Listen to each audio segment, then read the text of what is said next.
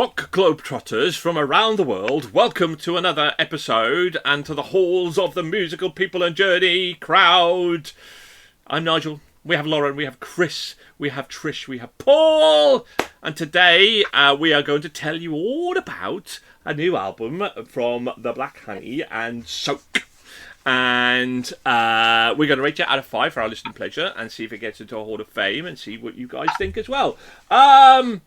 Let's start with a honey, shall we? Let's start with Lauren, the honey. What do you think of the Black Honey? And Soak. Did it soak you, Lauren? Black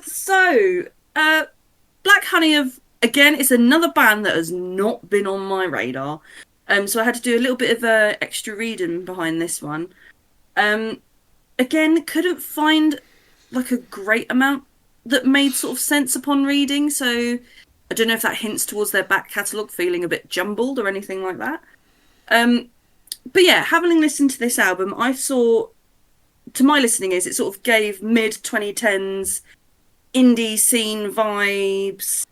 I liked the fact that there was a few nods to film culture in there as well, with like tracks like Psycho, sort of hinting towards that Stanley Kubrick Clockwork Orange. Written, directed, they've made a point of saying that that's sort of a love note, if you would, to Quentin Tarantino and his work. And, for example, Carol Avenue, songs with that sort of style wouldn't go amiss in a Tim Burton universe. Yeah, overall, I was just sort of whelmed by it. I was sort of left listening to it, feeling a bit like, oh, okay, yeah, it's all right, it does the trick. But I'd be interested to go back deeper into what they've done and really give it a thorough going over. And I'm also interested to see how I would feel having done that about this album with giving it more listens. But yeah, it's another one of those situations, unfortunately, where we've been so spoilt this year by so much stuff that once you put it in the mix of all of that, it just sort of, again, whelmed me. It was all right, but there was nothing that really stood out and sort of made me sit down and listen. So, yeah, overall, interested to see where it goes and how this develops listening-wise. But it's not something I'm going to particularly rush back to. Chris, did you want to delve deeper into Black Honey and Soak? Ideally not. So I mentioned it I'm probably going to mention it a few times this month, but it just feels like it sort of meanders through the album. It didn't really feel like there was much of a drive to it, and so this one in particular for me was just kind of, okay, I'm listening, got to listen a bit more, I've got to get through the album so that I can say something about it. But it just didn't really. There is a song I think it's towards the middle of the album called Vampire in the Kitchen, which started off with real promise with just sort of the opening notes and the way that it sort of started structuring the song. But then even then, by the time we got halfway through, it was like, oh, we're still going, are we? And it just didn't sort of, again, it's one that didn't land for me at all. I just didn't enjoy really listening to this one. And I wouldn't be looking to come back unless I had nothing else to listen to. It might be they have some standouts and it might just be my mood this month, but it just didn't land for me at all. Not a fan of this one. Trish, did it land for you?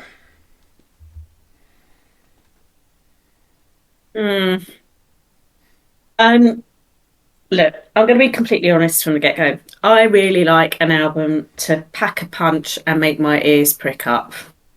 This album is just very whimsical musically for my listening pleasure, and sort of many similarities to Wolf Alice's recent music, where they're taking on a different take, softer, mellower side. One track, Drag, was a good one. For fans of this genre and bands like Black Honey, they will love it. And musically, they sure know what they're doing and are talented. It's just not for me. Ooh. Paul! Yeah? What do you think? Does it? When I listened to this, I thought, oh, Paul is going to slate this. Paul's not going to enjoy the Black Honey. Well, normally I would have. So, Brighton outfit Black Honey returned for their fourth album, so it's full of attitude, indifference set to a grungy alternative rock soundscape. Tracks like Psycho, Dragon, Slow Dance are just begging to be picked up to drive some mediocre Netflix offering. The album is not as strong as it could have been, even though the production is top notch. I guess it's all part of what the band are offering. At the end of the day, Psycho is the earworm that can destroy your earpods if you allow it to. I'd love that song. I'd love the humour and everything about it. Yeah, kind of almost there with Chris and Lauren, I think, and with Trish. I think. Well, we haven't got to Lauren yet. Have we spoke to you, Lauren? We start. Yeah, we did start with you. So I've got a Paulitis there. Right. There just wasn't enough rock in this, to be honest with you. And I was expecting Paul to go, "Oh, they're not a rock band," blah blah blah blah. There just wasn't enough in there. Soak was the standout, the lead track, and was the standout track as well. I thought that was an absolute bang of a track. But that was it, really. It was just a nice listen to. But I agree with Trish, there was no real punch to it, and it just it did meander through. It was an enjoyable listen. That's something that I would go, if I had a nice meal, but it was okay, I would go, oh yeah, ham, egg and chips, that was nice. I enjoyed that. But I wouldn't go paying like 50 quid for it or something at a restaurant. It was just all right.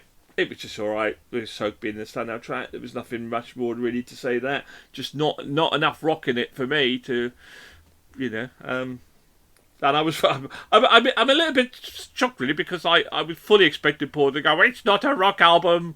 Fully expected it. Right, okay, but life is full of surprises. Will this reach the halls of fame?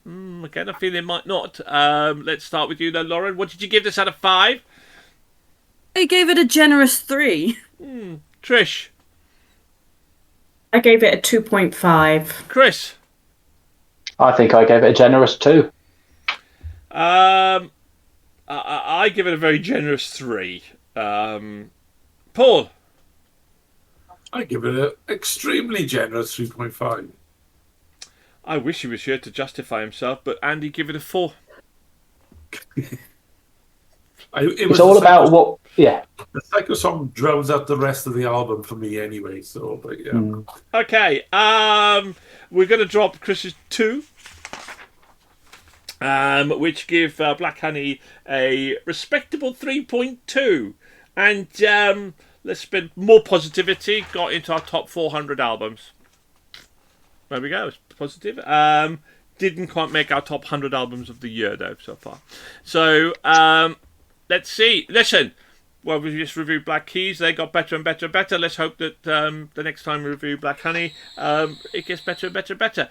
Right, in the meantime, do you Black Honey fans, do you agree? Leave your comments below.